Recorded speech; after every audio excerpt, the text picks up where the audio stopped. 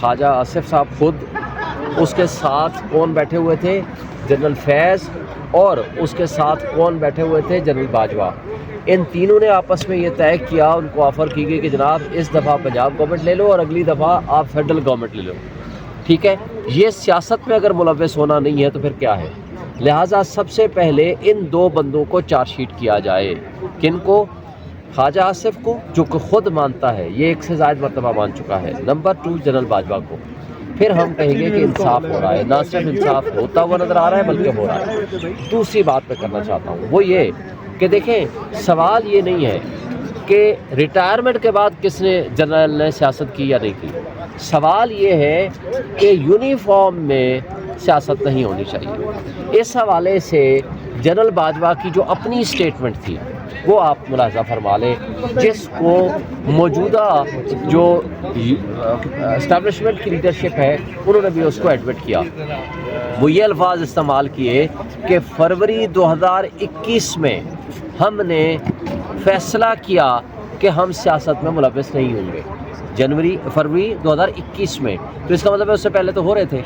تو کیا باقی کسی بھی بندے کے خلاف کوئی کارروائی ہوئی؟ اگر ہوئی ہے تو قوم کو بتایا جائے۔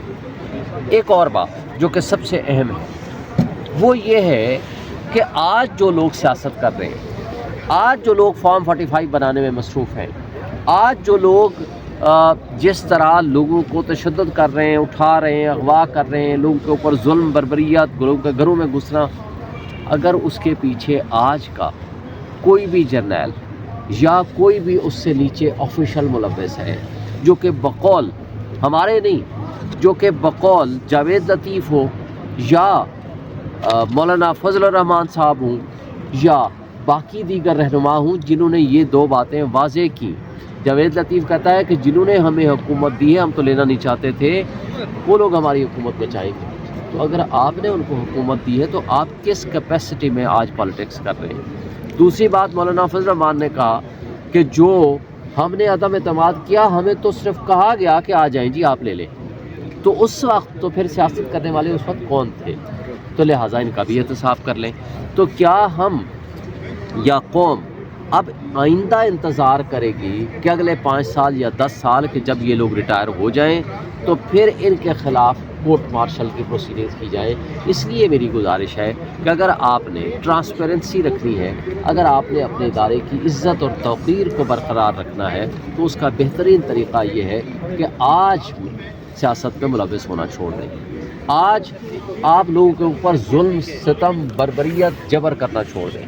آج اس کٹ پتلی حکومت کے اوپر سے اپنا ہاتھ اٹھا لیں، اور سب سے بڑھ کر یہ کہ لوگوں کو جو جمہوری ان کے حقوق ہیں، یعنی جمہوریت کا مطلب جمہور کا عوام کے فیصلے کو تسلیم کرنا، اس کو ایکسیپٹ کر لیں، آئین اور قانون کی بالادستی کو ایکسیپٹ کر لیں، اور نظام انصاف کے اوپر جس طرح کی رکاوٹیں پیدا کی جا رہی ہیں اس کو آپ ختم کر دیں۔ پھر ہم سمجھیں گے کہ یہ ملک جو سمت میں لے کے چلا ہے، اس لیے کہ پولیٹیکل سٹیبلٹی کے بغیر استحکام نہیں آ سکتا، انصاف کے بغیر ملک ترقی نہیں کر سکتا، ملک میں جمہوریت کے بغیر آپ ان دونوں چیزوں کو آپ حاصل نہیں کر سکتے until and unless کہ آپ نظام انصاف، جمہوریت، آئین اور قانون، آئین کے مطابق چل لیں۔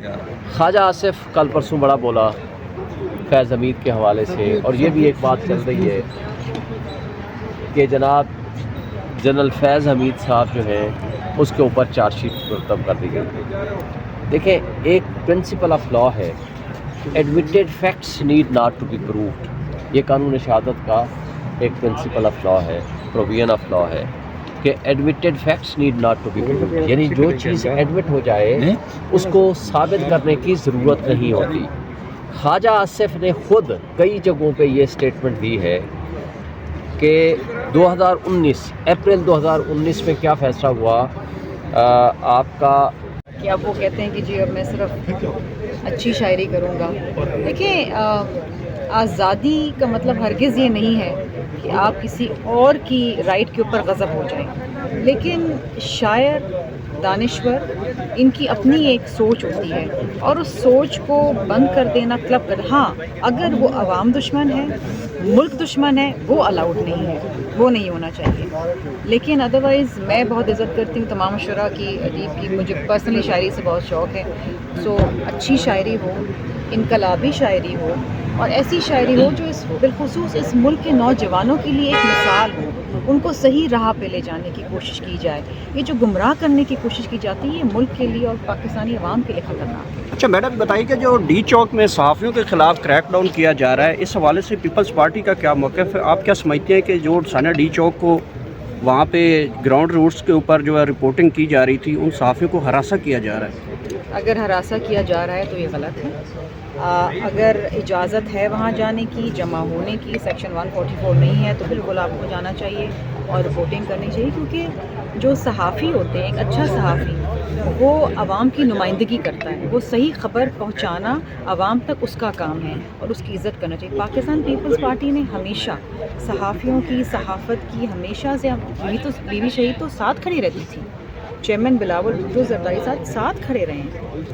ہم نے جو ٹالرنس دکھائی، ہمارے خیال میں کیا کیا خبریں نہیں لگیں، کیا کیا چیزیں نہیں چلی ٹیلی ویژنز پہ. صدر آصف علی زرداری صاحب تو مسکراتے رہتے تھے، ان کے اوپر کیا کچھ نہیں کہا جاتا تھا. ہم نے صبر بھی دکھایا ہے اور ہم ہمیشہ صحافیوں کے ساتھ کھڑے ہیں. بیٹا مذاکرات کی حوالے سے بتائیے گا، پیپلز پارٹی سے بھی کیا کوئی رابطے وغیرہ ہوئے ہیں؟ کیونکہ حکومت تو اب مذاکرات کرنا چاہتی ہے اپوزیشن کے ساتھ، یا اپوزیشن بھی چاہتی ہے کہ مذاکرات ہو، تو پیپلز پارٹی کا اس تمام کے تناظر میں کیا موقف رہے گا؟ دیکھیے ہم سمجھتے ہیں کہ ڈائلاگ ہونا چاہیے اگر ڈائلاگ کی میز پہ آتی ہے اپوزیشن تو. اور سب سے اہم چیز یہ ہے کہ دیکھیے اگر ملک کو آپ نے اس مشکل حالات سے نکالنا ہے تو اس میں سب کو اپنا اپنا ایک کردار ادا کرنا پڑے گا. کسی ایک کو چھوڑ کے آپ اس ملک سے، ان بحرانوں سے نہیں نکل سکتے. لیکن مشروط مذاکرات ہے، وہ جوڈیشل کمیشن مانگ رہے ہیں 26 نومبر اور 9 مئی کے حوالے سے. دیکھیے اس پہ بات چیت ہو سکتی ہے نا، بنانا تو حکومت کا کام ہے، تو کوئی بہت بڑی کوئی راکٹ سائنس تو نہیں ہے. اگر کوئی ابہام ہے تو بنا دیں، کیا حرج ہے. لیکن ہر چیز میں کہنا جوڈیشل کمیشن بنا دو، ہر چیز کے اندر کہنا، پھر ایک دن مانتے ہیں، اگلے دن اگر بنانے کی بات کرو تو کہتے ہیں ہمیں نہیں چاہیے، کچھ اور چاہیے تو ان کو اقتدار ہے. Thank you madam.